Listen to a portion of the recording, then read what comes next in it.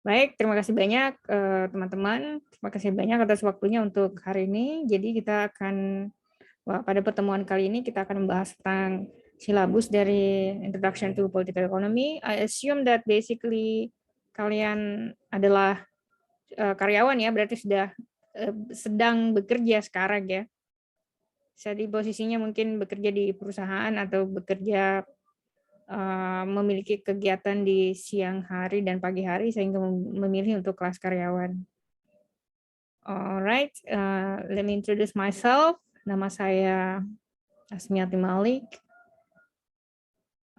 Saya akan mengajar mata kuliah ilmu pengantar Introduction to Political Economy. Jadi pengantar Introduction to Political Economy ini adalah bagian ilmu dari ilmu politik, juga bagian ilmu dari ilmu ekonomi.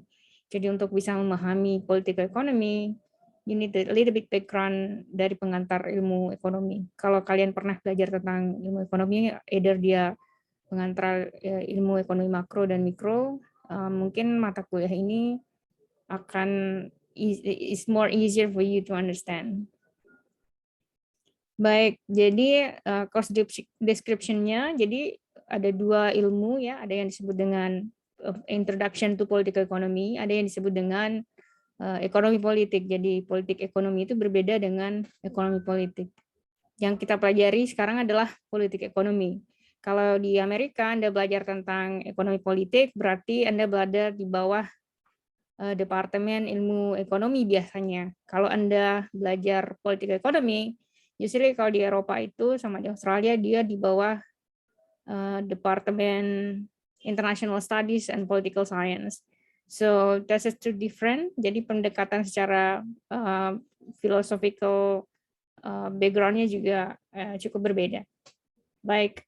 Jadi untuk memahami kompleksitas dalam political science, tentu kalian belajar mengantar teori ilmu politik ya. Ada beberapa hal yang harus Anda pahami, yaitu pertama, dalam pendekatan teori, 4 pendekatan kita lakukan, yaitu classical idea.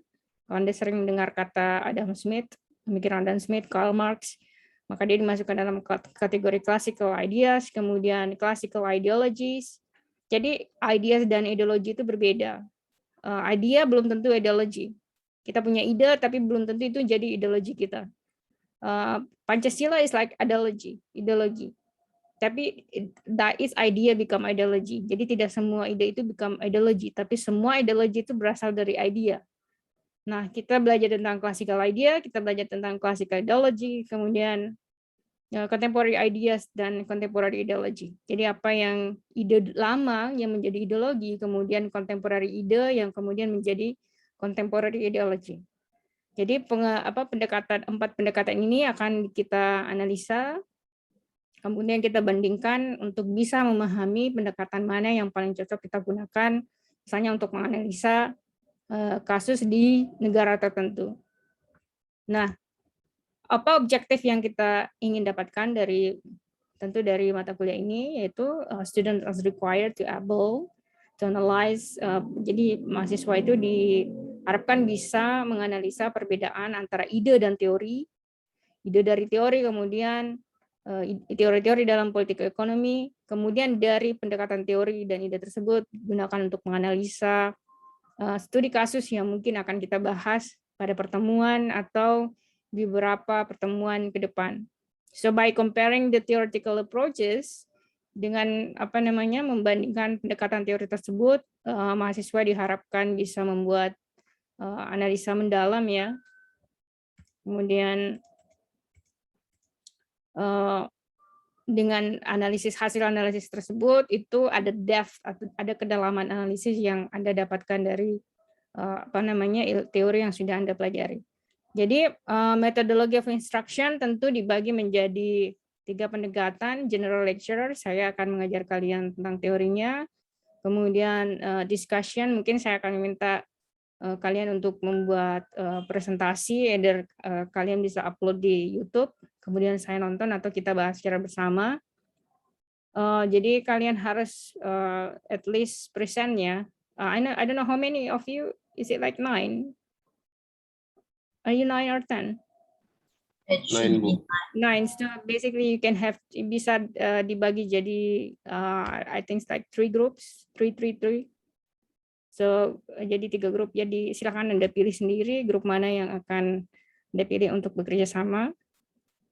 So based on the regulations, you need to attend at least 80% of class lecture. Tapi karena kita kelas online, so it's not really compulsory for you to come to attend the class online. Kalau tidak bisa ikut, you can basically watch online karena ini akan saya upload di YouTube dan linknya akan saya berikan kepada kalian. So anytime yang terlambat datang atau saya terlambat datang, still you have materi basically yang bisa kalian putar ulang untuk kalian pelajari kembali. Jadi there is no missing knowledge there. Jadi setiap pertemuan saya usahakan supaya semua bahan itu terupload di YouTube ya, kemudian Anda bisa pelajari kembali. Oke, untuk asesmennya itu ujian tengah semester 30%, ujian akhir semester 30%, presentasi 20%, dan verbal test itu 20%. Jadi di komponen ini Anda bisa nego ke saya, apakah ada yang ingin Anda hilangkan di sini, yang tidak bisa Anda hilangkan adalah ini. Atau ada Anda ingin tambahkan komponennya. Atau misalnya Anda hanya ingin ada 3 ujian tengah semester, ujian akhir, presentasi, verbal test dihilangkan. So that is negotiable. Kalau negotiable-nya sekarang, after that tidak bisa dinegosiasikan kembali ya. Is it everybody is okay with that? Saya ikut, Bu. Good ya, alright. Okay, so material references dan required supplies, kita pakai bukunya Deli Arnaud, Ekonomi Politik. Beliau penulisnya udah meninggal ya, tapi I think that is the best book so far that we have dalam bahasa Indonesia. Silakan Anda beli, itu ada di toko-toko online, ada harganya 50.000. Kalau Anda willing to spend more money, there is yang harganya lebih mahal. So I think that's you can just buy it anyway. That's not too much untuk ilmu yang banyak seperti itu ya. So Deli Arnaud writes a very good book about ekonomi politik, dan despite the fact that sebenarnya beliau itu dari Departemen Ilmu Ekonomi, tapi beliau secara theoretical itu cukup, menurut saya cukup bagus ya, compared to others compares to others book yang juga membahas tentang ekonomi politik. Karena tidak semua buku ekonomi politik itu sebenarnya ekonomi politik. So sometimes itu lebih banyak isinya ilmu ekonomi ketimbang ilmu ekonomi politiknya. Kemudian kita pakai bukunya Capurraso AG and Lefevre, judulnya Theories of Political Economy, penerbitnya Cambridge. Ini ada di online, nanti saya coba berikan kepada kalian e-booknya. Kemudian we have Damanhuri, Profesor Damanhuri ya, Ekonomi Politik dan Pembangunan. Ini juga ada bukunya. Ini sayangnya tidak ada e-booknya ya, silahkan Anda cari sendiri. Anda bisa beli di Gramedia atau di online shop. And we have Whitehead and Whitman, The Oxford Handbook of Political Economy. Ini nanti akan saya coba supply. Kemudian Franz Stilwell, Political Economy, ini ada di perpustakaan. I don't know, maybe you can access to the library untuk bukunya ya. Bukunya Franz Stilwell sangat bagus, Political Economy, The Context Economic Ideas, penerbitnya Oxford University Press. Baik, untuk pertemuan pertama, untuk pada malam hari ini kita belajar itu sebenarnya majority about pengantar silabus, apa yang akan kita pelajari dalam 14 kali pertemuan. Di pertemuan ke depan kita akan belajar sedikit background apa itu ekonomi politik. Kemudian kita juga akan belajar classical liberalism and political economy. Jadi classical liberalism itu mulai dari pre-classical of political economy, ada yang disebut dengan mercantilism, kemudian munculnya classical ideas dari Adam Smith, setelah itu muncul Karl Marx. Jadi the rise of classical liberalism ideas, kemudian the perspective of classical liberalism ideas, the process for limiting government involvement. Jadi karena kalau kita berbicara tentang classical ideas, mulai dari munculnya bukunya Adam Smith, The Wealth of Nations, kita berbicara tentang pembatasan peran pemerintah dalam pasar. Jadi silahkan, jadi kalau kita bahas tentang ini, di sini ada halaman dari bukunya ya, Anda bisa baca sendiri di situ apa namanya yang kita bahas ada di bagian chapter buku tersebut.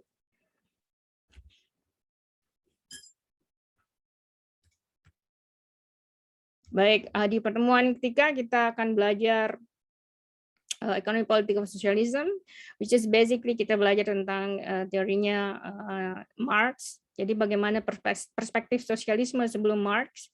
Jadi kita kadang salah kaprah ya, yang disebut kita sebagai Marxisme sosialisme itu kadang kita konotasikan dengan komunisme. Jadi komunisme itu bukan, kalau secara hoaxnya itu tidak percaya pada Tuhan, which is basically that's totally wrong. Karena kalau kita bicara tentang komunisme, sebenarnya komunisme itu berasal dari kata commune, jadi bersama, akar dari sosialisme. So kita belajar Marx sosialisme seperti apa, kemudian political economy sosialisme seperti apa, dan analysis interpretation of Karl Marx idea. Jadi di dalam ilmu ekonomi, kalau Anda melihat buku textbook pengantar ilmu ekonomi, either dia makro dan mikro, sebenarnya bapaknya itu adalah Adam Smith. Jadi turunan dari teori-teorinya itu kemudian dikembangkan. Jadilah sekarang dia contemporary idea. Kalau kita bicara tentang Marxisme, ide ini banyak berkembang di negara yang sangat tinggi state intervention-nya ya, seperti misalnya di Jerman, European country majority, kemudian di Indonesia sebenarnya juga kita sosialis karena state intervention itu sangat banyak dan besar sekali. Kemudian di pertemuan keempat kita belajar neoclassical political economy, which is including the rise of neoclassical ideas. Jadi setelah Adam Smith kemudian muncul idenya sosialisme, setelah Marx idea kemudian muncul lagi neoclassical political economy. Jadi neoclassical political economy itu muncul subtopiknya seperti the rise of neoclassical idea. Kenapa pada saat itu filosof-filosof tidak setuju dengan pendekatan Karl Marx, karena terlalu heavy intervention, the state terlalu banyak ikut campur dalam pasar sehingga mereka merasa bahwa ini tuh tidak benar gitu. Jadi muncullah neoclassical idea. Kemudian the perspective economic of neoclassic dan theory of neoclassical political economy. Di pertemuan kelima kita akan belajar tentang radical political economy, which is covering structuralism and dependency. Jadi kita akan belajar tentang dependency teori. Subtopiknya the economic dependency of the third world. Jadi ada teorinya itu disebut dengan dependency teori. Kenapa satu negara yang miskin selalu miskin, kenapa yang kaya selalu kaya, tetap kaya dan malah tambah kaya. Jadi ada yang disebut dengan pendekatan negara periphery of the periphery, periphery of the center, center of periphery, center of the center. Jadi itu semua kalau Anda mungkin sekarang lebih bingung ini kita bahas tentang apa. I hope someday you will be able to understand what is it dependency theory. Jadi kalau kalian let's say mengambil mata kuliah master degree nanti di luar negeri, you have to be very familiar dengan teori dependency karena ini banyak digunakan, especially mahasiswa yang berada di jurusan development study sama international relations. Kemudian kedua, the rise of radical political economy. Radical di sini doesn't mean chaos ya, something that's chaotic. No, it's not. Radical means change, perubahan. So kita juga akan belajar tentang structuralism approach in political economy and dependency approaches in political economy and development in the new industrialist country. Karena pendekatan pembangunan di negara-negara itu berbeda. Seperti misalnya ketika setelah Perang Dunia Kedua, Jepang itu pendekatannya berbeda dengan Korea Selatan. Kalau kita lihat, kita dulu dengan Korea Selatan itu jauh lebih miskin daripada kita di tahun 1970-an. But within less than 15 years, they change. Mereka bisa berubah dengan ekonomi yang sangat bagus sekarang.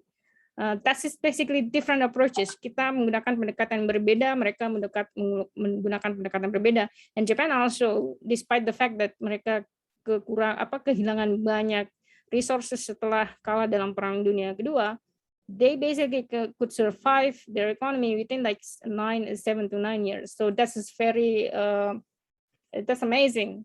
Jadi mungkin dari hal-hal seperti itu kita harus belajar kenapa suatu negara itu basically berkembang sangat cepat, kemudian ada negara juga yang perkembangannya itu ya gitu segitu-gitu aja gitu. Nah, then we talk about pertemuan ke-6, the institutional political economy, which is right now teori institusi itu menjadi pendekatan teori yang cukup booming ya. Itu saya kalau Anda baca bukunya Daron Acemoglu dan Robinson, itu banyak sering disinggung kalau Anda lihat kuliah misalnya Anda kuliah di LSE online lecture-nya di LSE atau di Amerika, itu banyak disebutkan tentang pendekatan teorinya Daron Acemoglu and James Robinson. So what we talk about international political economy, we talking about the institusi dalam suatu negara. Jadi yang secara ide utamanya bahwa sukses atau buruknya negara tersebut ditentukan oleh institusinya. Institusi ini tidak merujuk pada institusi secara abstrak, which is like institusi presiden atau institusi kementerian. That's not institution, but institution here the rule of the game. Jadi kalau misalnya rule of the game-nya bagus, maka let's say struktur dari kelembagaan tersebut juga akan bagus. Kita pakai adalah yang kita pelajari secara subtopik itu the weaknesses approach in the pure political economy. Kemudian karena kalau kita belajar ekonomi itu dia tidak melihat aspek lainnya, dia hanya melihat ekonomi itu semata. Jadi padahal suatu kebijakan itu banyak dipengaruhi oleh faktor politik. Kemudian yang kedua, kita belajar the figures international political economy, then institutional economy, 3 layers of institutions, ownership and economic efficiency, institutional economy, institutional transaction, institutional political economy and public policy. Jadi bagaimana struktur kelembagaan dalam political economy ini itu membentuk misalnya mempengaruhi kebijakan publik. Jadi semakin banyak let's say institusi yang korup, maka kebijakan yang dihasilkan juga tidak akan memiliki kualitas yang bagus. Di pertemuan ke-7 kita berbicara tentang the new political economy, which is we talking about the rise of new political economy. Kita berbicara tentang rational theories. Jadi kalau dalam classical ideas itu selalu berpandangan bahwa manusia itu rasional. Tapi kalau kita berbicara tentang kontekstual sekarang, Anda baca bukunya siapa ya lupa. Lupa banget saya ya, psikolog dari lupa saya. Nanti kalau saya ingat saya akan sampaikan ya. Jadi dia mengungkapkan bahwa it's not all human is rational. Sometimes judul bukunya itu predictably irrational.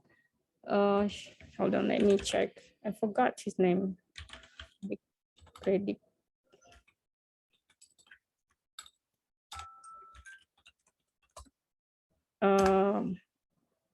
Oke, bukunya Dana Reilly, dan jadi beliau ya, Anda bisa baca bukunya. Kenapa saya lupa sekali ya orangnya.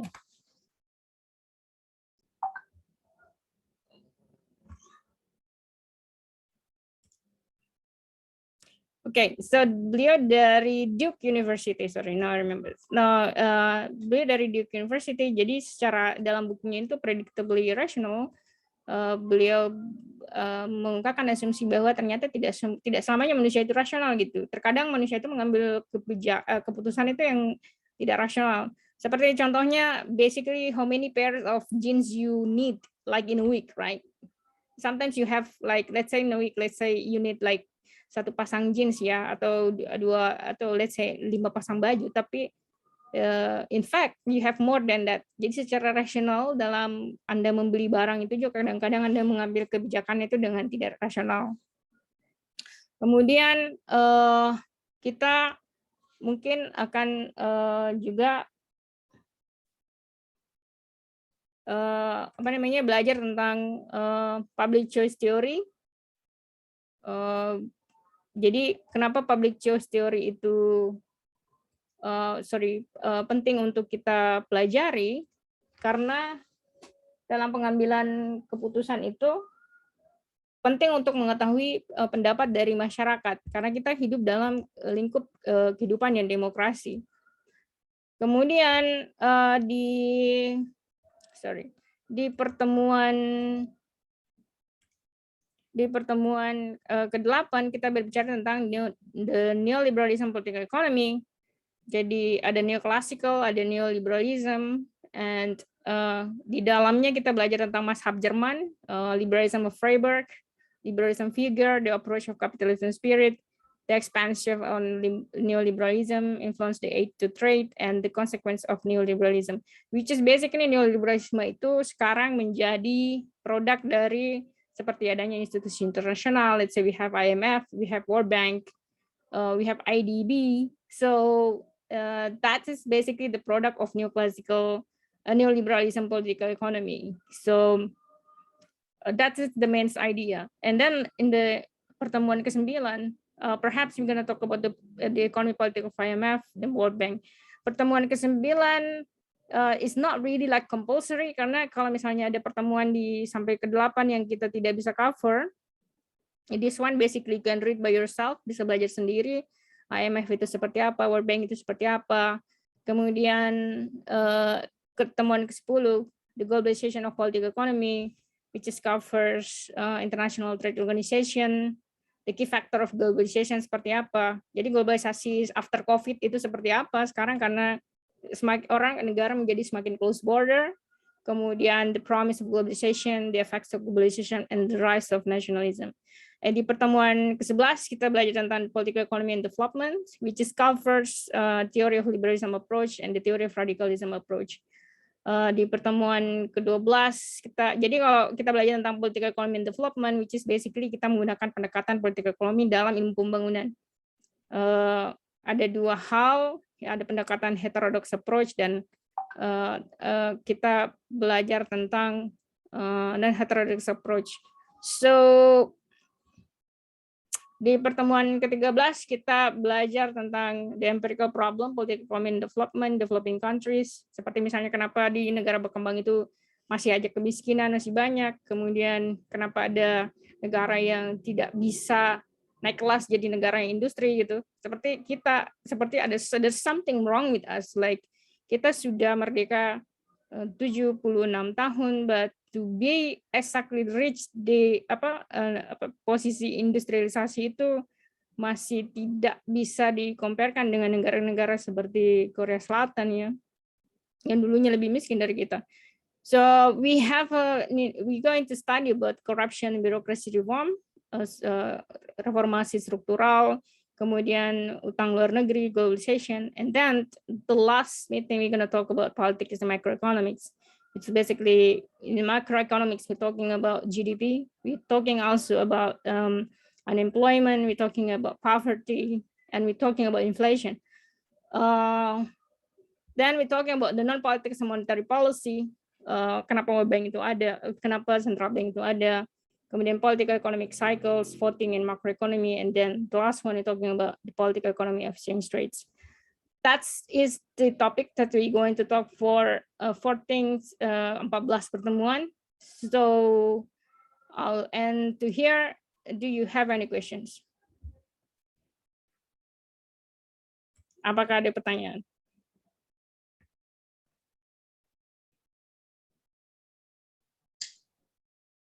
Yes, Vivi.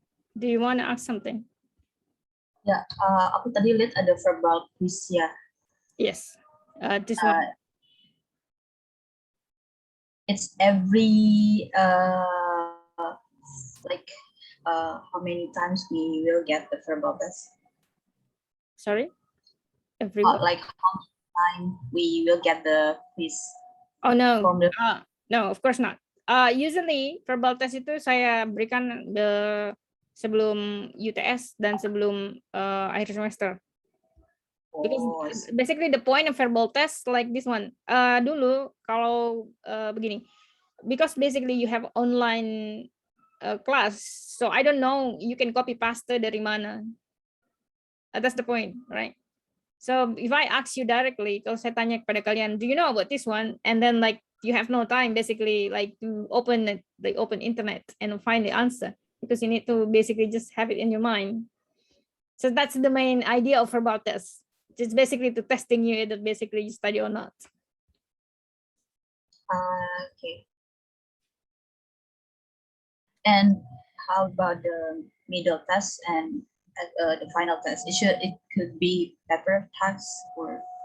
Oke, modelnya untuk ujian tengah semester itu usually biasanya ada project ya.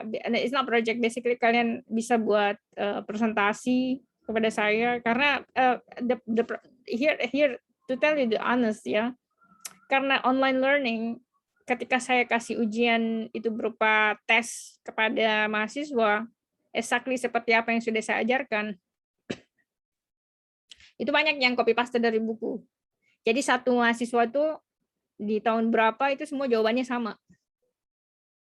Karena ternyata dia copy paste. So usually saya hanya berikan study cases, kemudian ada analisa sendiri. Jadi jawabannya tuh majority different. Oke, ada lagi?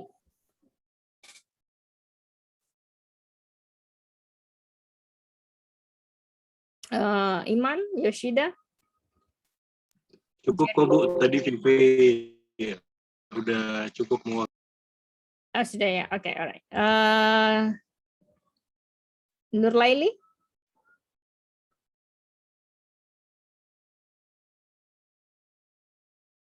Belum ada, Bu. Belum ada. Oke, Lukas, Kevin, Maggie, and Hajijah?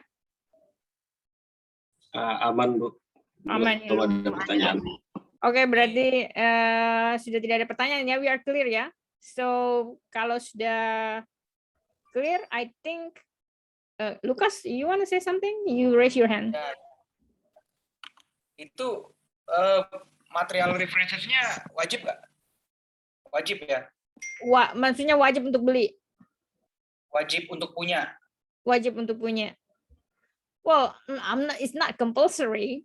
I'm not saying that you have to buy it because I don't know how much money you have. Like, do you have money or not? I don't know about that, right? So I'm not forcing you to buy it, but I am encourage you to have it because if you want to know what we study about, you need to at least read the book. So it's not compulsory, tidak wajib. Feel free if you want to have it. But some books saya akan supply. That I have, saya bisa share kepada kalian, so you can read it. That's basically also untuk mengurangi terlalu banyak biaya. Ya, itu cukup membantu Bu. Alright, anything else? Okay, no more. Okay, if you don't have any more questions, I think we can end here. Kita bisa tutup pertemuan untuk malam hari ini. So untuk pertemuan ke depan kita akan masuk ke pengantar ilmu ekonomi politik. If you don't have any more questions, okay? All right. Thank you very much for your time for tonight. I will see you next week. Have a good night. Bye bye. Thank you, Bu. Bye. Thank you, ma'am.